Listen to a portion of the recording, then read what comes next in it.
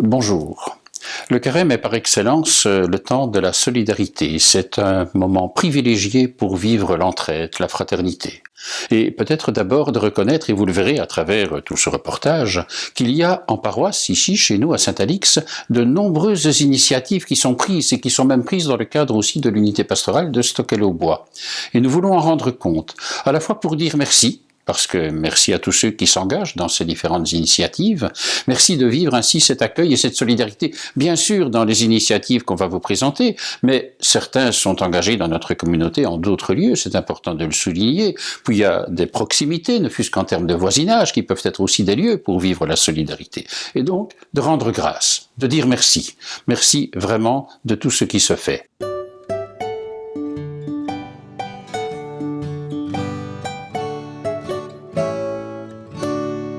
Bonjour Marie. Bonjour monsieur. Bonjour Mercedes. Bonjour.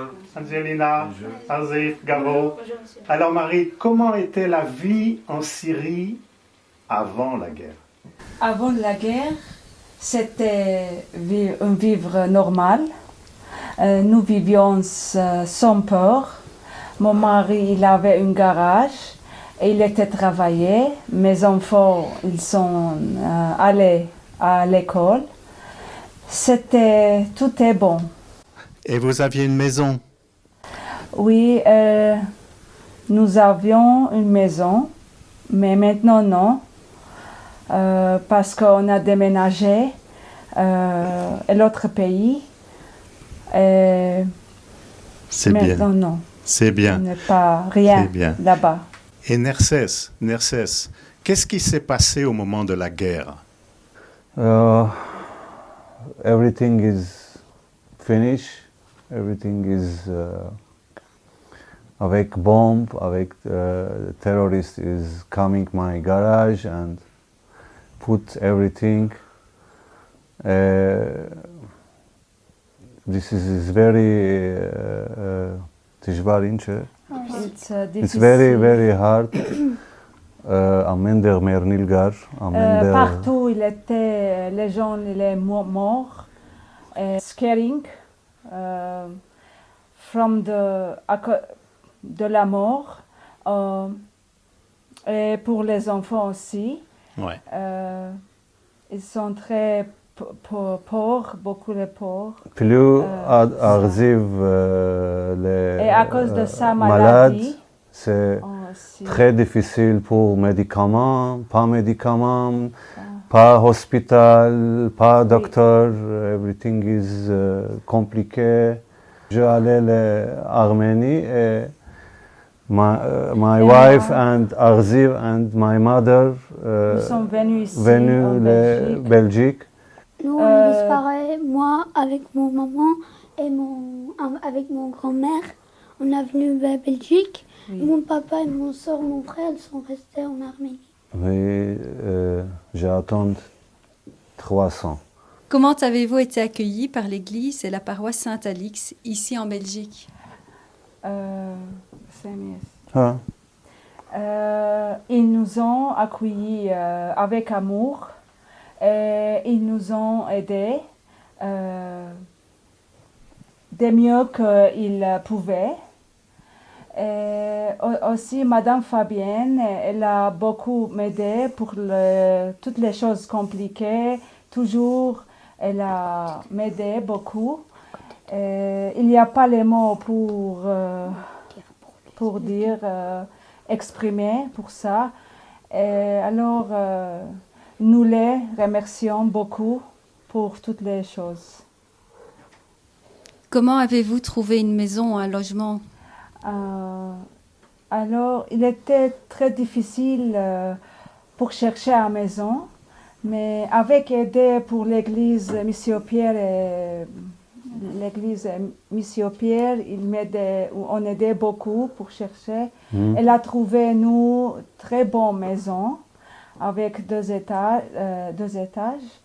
Et Madame Thérèse, elle est propriétaire. Elle est très bonne. Madame, elle est très gentille, c'est ça. Oui, parce que dans la Belgique, c'est très difficile pour trouver.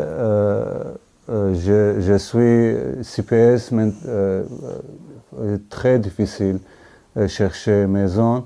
Et ma famille très personnelle, cette personne, c'est très difficile. Saint-Alix save me for maison. Monsieur Pierre, my big brother, and Saint-Alix, my église. And Saint-Alix is save my family, chercher maison, plus travail. This is a miracle, parce que my travel à côté de ma maison, 5 minutes à pied, maison, et travail 5 maisons à pied. Et je suis maintenant mécanicien. My boss is very happy for my job. My problem only the language. Merci. Thank you so much for Monsieur Pierre, for time, Monsieur Pierre and Madame Fabienne. And thank you, Saint-Alix Church. Thank you for everything. Angelina, comment s'est passée l'école pour toi? En début, c'était trop difficile pour moi parce que je comprends rien en français. Après 1 an, maintenant, il y a 1 an quand je vais à l'école et maintenant c'est facile pour moi et j'ai déjà changé ma classe et maintenant ça va pour moi. C'est plus facile pour moi. Et tu es dans quelle école maintenant? Moi, dans quelle classe? Je suis en 4e dans l'école Ernest Richard, c'est en Etterbeek. J'étais en DASPA pour l'école apprend français et maintenant j'ai changé ma classe. Et l'année prochaine? L'année prochaine, je vais changer ma école et je vais aller à l'école chrétienne c'est mieux pour moi et à côté de l'église, pour moi aussi, je peux aller à l'église. Garo, qu'est-ce que tu as dans les mains? Ça c'est Dhol, c'est pour jeu. Ça c'est arménien, c'est prénom de arménien c'est Dhol, mais de français c'est tambouri de français. Ça c'est quelque chose arménien et arménien il se jouait beaucoup. Oui. Et maintenant, je suis jouée ici aussi. J'allais à Blas pour jeu, ça, pour jouer. Et c'est ça. Ouais. Est-ce que tu peux nous jouer quelque chose? Ouais.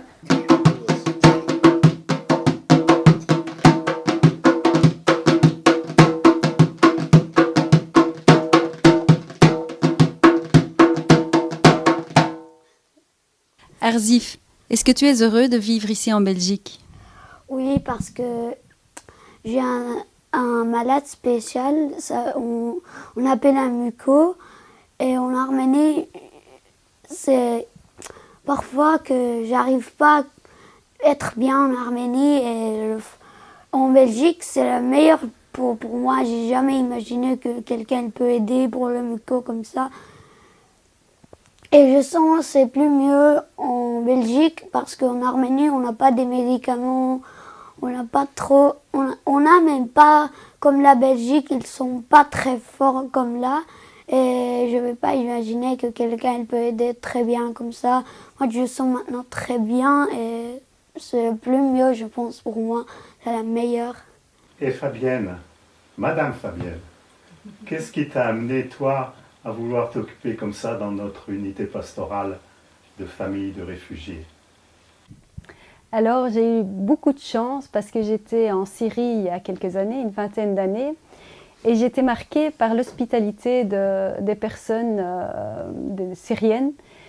Et quand Pierre a proposé de devenir marraine, j'ai trouvé que c'était une chouette façon de rendre tout ce que j'ai reçu pendant mes nombreux voyages là-bas.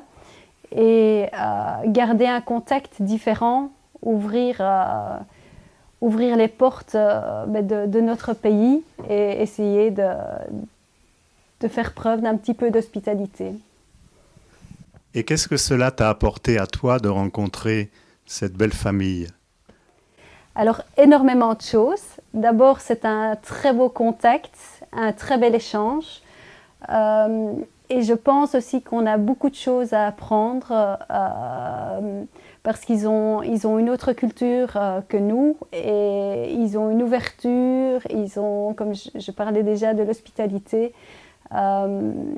Voilà, c'est un très très bel échange qui me nourrit beaucoup aussi. Et est-ce que tu as été aidé dans cette approche vis-à-vis de cette famille syrienne? Alors, une des raisons pour laquelle j'ai accepté d'être marraine, c'est effectivement parce que il y a toute une structure, il y a toute une équipe qui était prête à m'aider. Pierre a monté une très très belle équipe sur qui je peux compter aussi et c'est rassurant. Bien, merci beaucoup.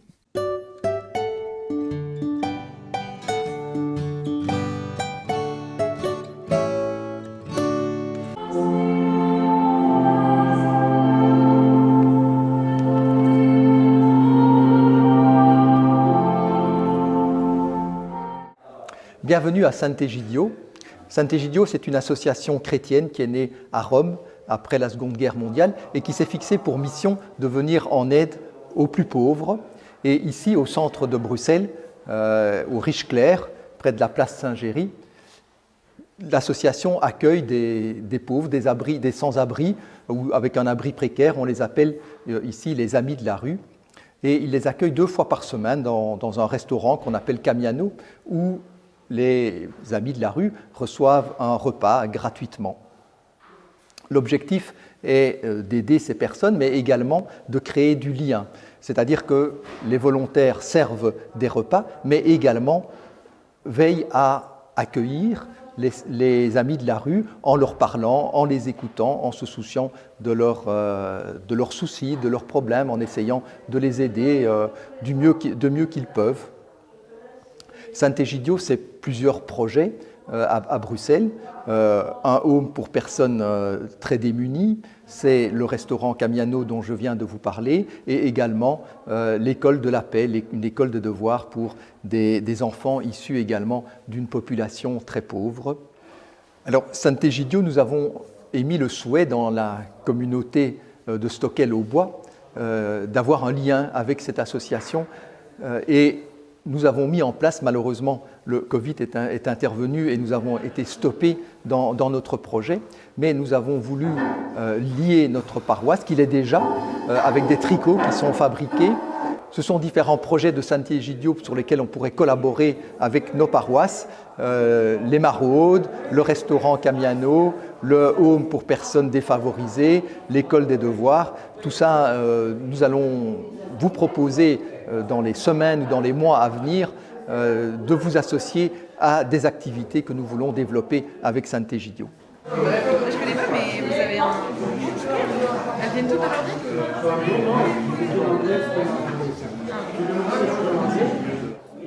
Bonjour, je m'appelle Hassan et je viens régulièrement manger à Sant'Egidio, une communauté que j'ai appris à connaître depuis 2 ans. Je viens régulièrement les lundis et les jeudis et j'aime beaucoup cette communauté parce que ça me permet de rencontrer d'autres personnes, de partager un repas chaud, surtout en ces moments difficiles de pandémie. Ça fait plus de 2 ans qu'on est dans des conditions très difficiles où l'isolement, la solitude a augmenté. Donc les endroits en ville où rencontrer d'autres personnes sont très rares. J'apprécie énormément l'équipe de bénévoles qui s'occupe de Sant'Egidio et du restaurant ici. Et je suis de culture musulmane, mais depuis que j'ai pris le repas de Noël avec Sant'Egidio, j'essaye de participer régulièrement aux prières le lundi et le jeudi. Et quand je le peux, j'aime participer aussi à la messe. Parce que je trouve qu'on n'a pas seulement besoin de nourriture, mais qu'on a aussi besoin de spiritualité et de partager avec d'autres personnes aussi son expérience de la foi. Pour moi, c'est très important. Donc un grand merci à vous tous qui participez à soutenir Sant'Egidio. Et voilà, que du bonheur à vous. Merci beaucoup. Il y a une moitié c'est le 7, une moitié c'est le 3.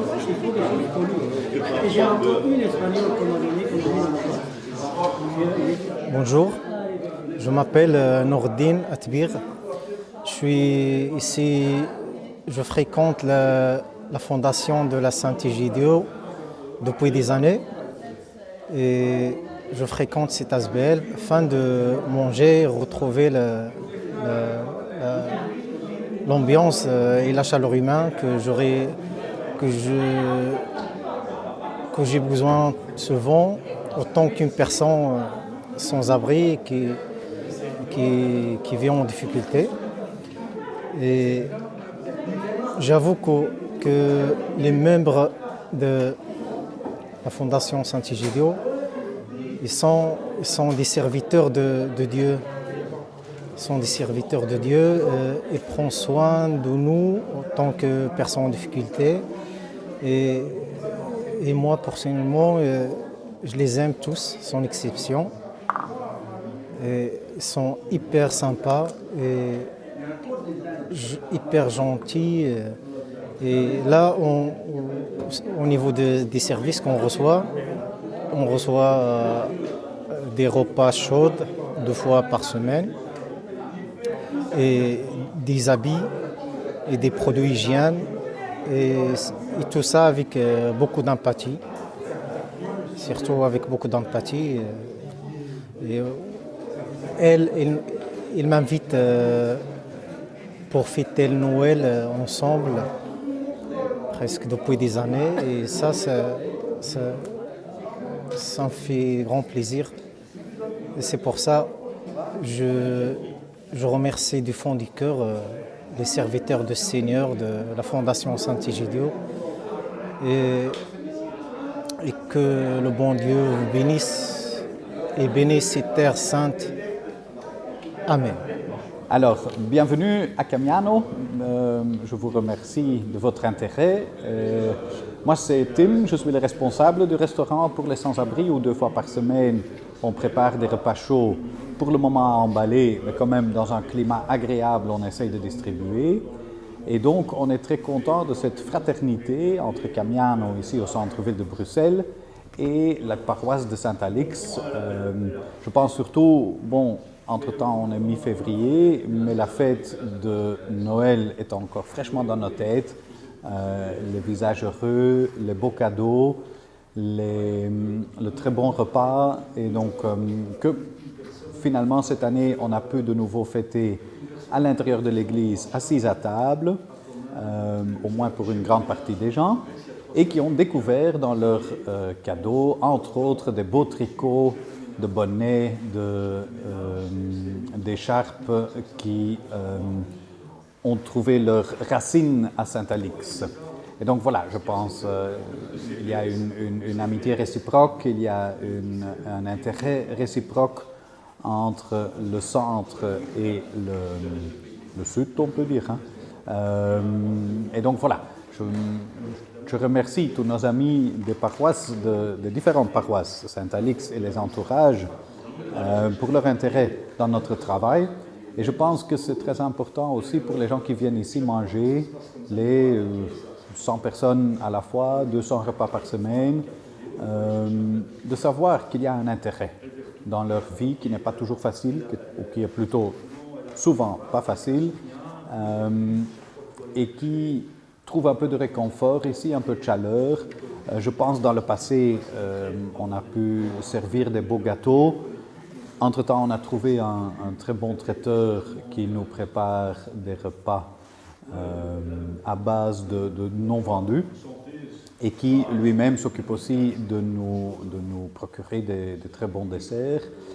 Et donc, mais voilà, ça pour remercier pour une longue histoire d'amitié. Je pense l'amitié avec Saint-Alix, ça dure autant que la présence de Saint-Egidio sur Bruxelles. Donc voilà, je suis très content de pouvoir avancer dans cette amitié, avancer dans la proximité. Et ça, je pense, pour les amis de la rue, pour les personnes âgées du centre, pour tous nos projets. Parce qu'avec Saint-Egidio, je pense qu'on n'est qu'à début. Il y a 2 semaines, on vient de fêter le 54e anniversaire de Saint-Egidio. On va le fêter ici, dans l'église des Riches-Clairs, début avril. Je vous invite déjà tous d'être présents. Il y a le cardinal de Kesel qui viendra célébrer. Et donc, je sais que même si la présence n'est pas toujours physique, il y a un lien de pensée, un lien de prière. Pour Saint-Egidio, c'est quand même le premier œuvre, la prière.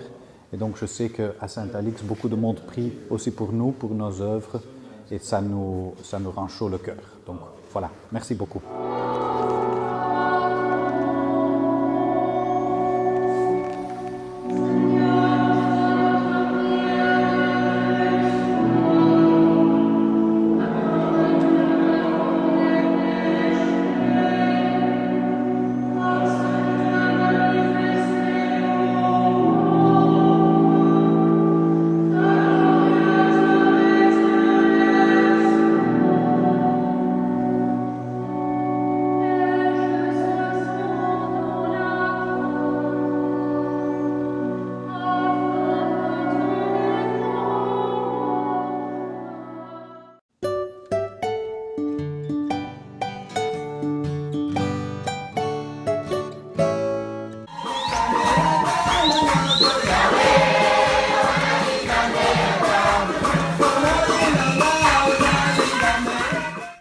Alors voilà, c'est une grande joie de connaître Kaloma.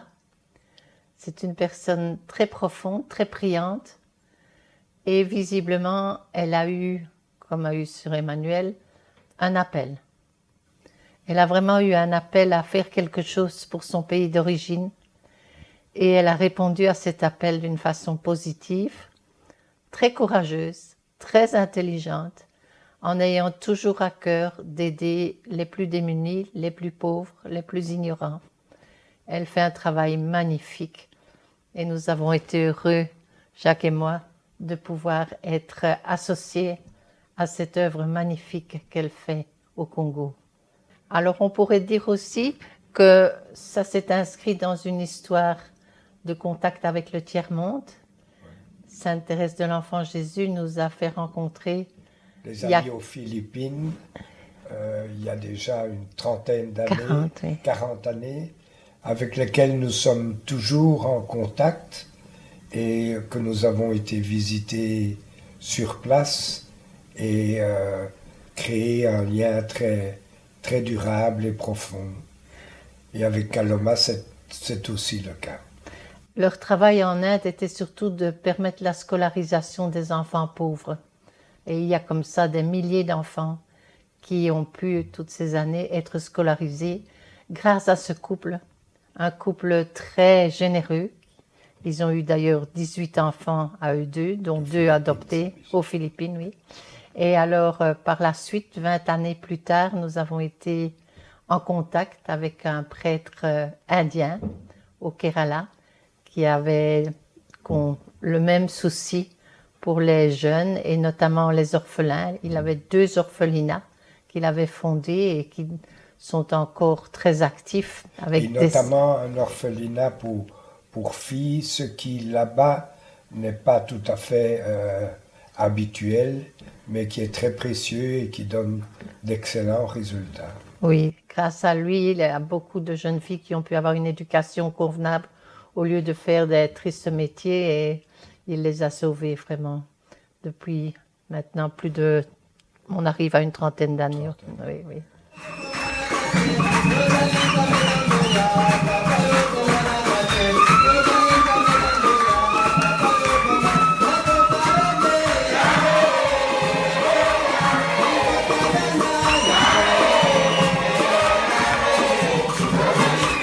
Et donc, comme Kaloma vous a dit, la paroisse de Saint-Alix a toujours fort soutenu son projet. Et notre première initiative, c'était, il tombait des trombes d'eau chez Kaloma. Et les enfants, pour aller à l'école, n'avaient pas d'impair, pas de bottes, etc. Et donc, on a fait un appel à tous les paroissiens. Et on s'est retrouvés avec des centaines d'impairs et de paires de bottes on a tout envoyé chez les enfants pour Kaloma. L'aide s'est aussi traduite par les bancs pour l'école. Donc, Kaloma parlait, donc la nouvelle école où il n'y avait pas de bancs. Et donc, maintenant, voilà, grâce à vous et à toute une communauté de paroissiens qui ont particulièrement aidé, il y a des bancs. Je pense que l'aide de la paroisse s'inscrit vraiment dans le cœur même du projet. Quand on y va, quand on visite, qu'est-ce que c'est? C'est un village avec une grande activité d'agriculture, et donc bien sûr les bottes servent pour cela, mais aussi l'école pour les jeunes, pour les enseigner de vivre une autre vie, ce que normalement les enfants y ont, ou non pas en général. Donc les bancs à l'école s'inscrivent en fait vraiment dans ce projet d'éducation pour donner un futur à des jeunes démunis. Et je me rappelle quand on avait été dans la chapelle, sur l'autel, il y avait juste une nappe. Et voilà, et on sortait la nappe pour mettre sur l'autel. Et puis après, le père Maoué nous a permis de dire, tiens, mais est-ce qu'il n'y aurait pas encore des vêtements religieux et aussi tous les ustensiles nécessaires. Et donc on a transmis aussi, et donc maintenant, quand on y retournera, on pourra voir une vraie messe. avec tout ce qui était nécessaire pour avoir une belle célébration.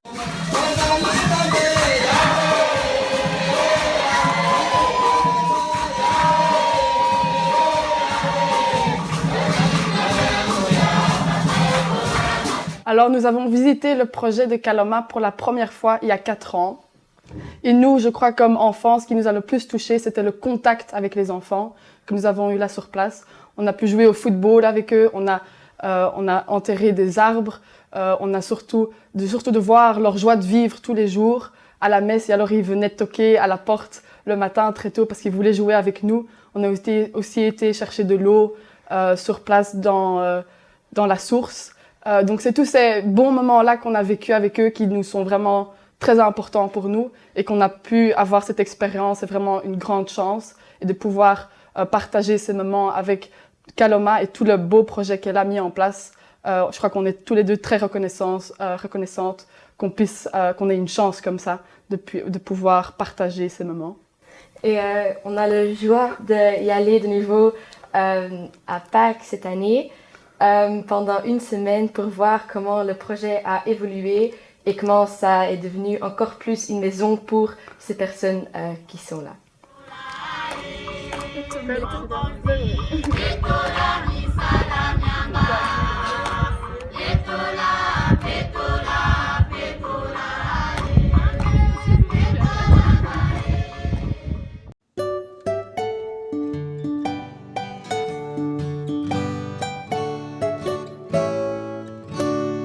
La solidarité dans nos quartiers commence avant tout par l'écoute, pour établir progressivement une relation de confiance avec des personnes portant parfois des problèmes multiples.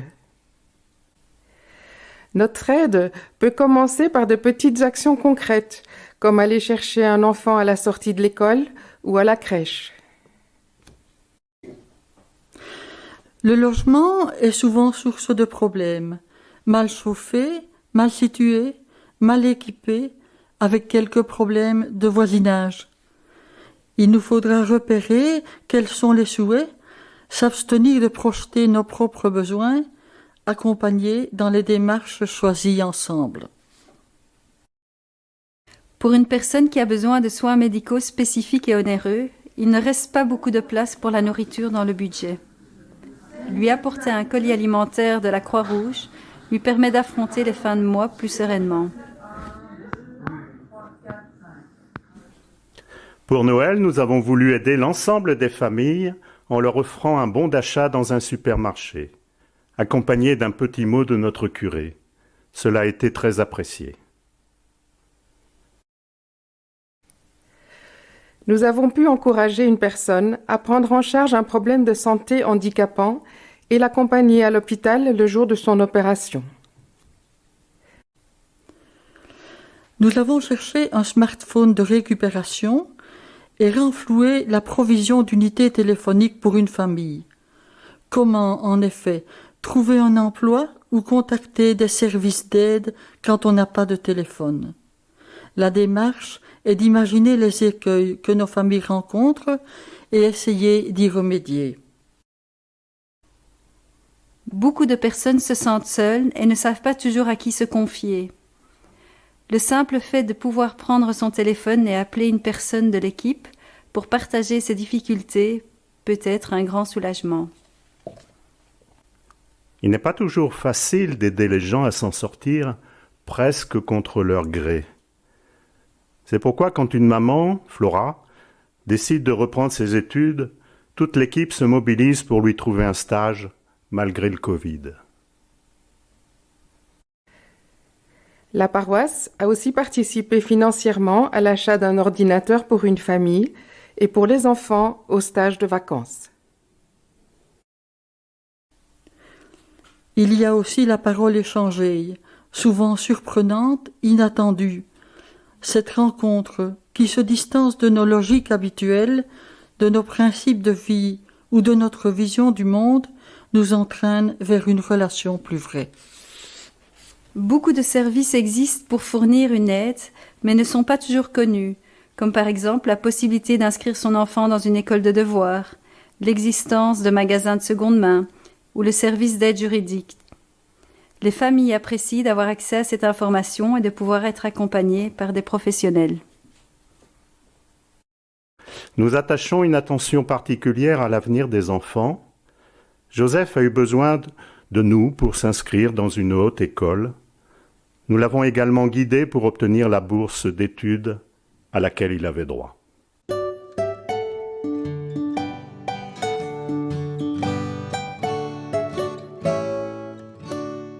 La solidarité est véritablement un axe constitutif de la communauté chrétienne, et même un axe prioritaire de la communauté chrétienne. Ce que vous avez fait au plus petit des miens, dit Jésus, c'est à moi que vous l'avez fait.